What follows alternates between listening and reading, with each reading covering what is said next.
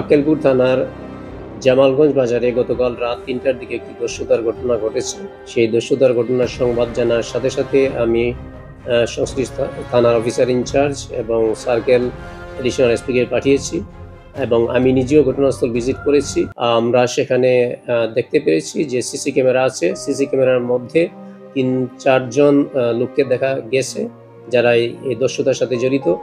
আমি আশা করি আমরা অতি শীঘ্রই এই বিষয়টা ডিটেক্ট করতে পারবো যারা এই দস্যুতার সাথে জড়িত ছিল।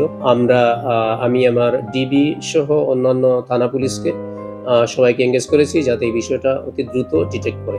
এটা মামলা হয়েছে, সেখান থেকে তাদের কিছু ক্যাশ টাকা নিয়েছে প্লাস কিছু স্বর্ণ অলংকার নিয়েছে তাদের বাড়ি থেকে। এবং এটি রহস্যজনক ব্যাপার যে তারা রান্নাঘরের ভিতর দিয়ে ঢুকেছে, সেই রান্নাঘরের গ্রিল কেটে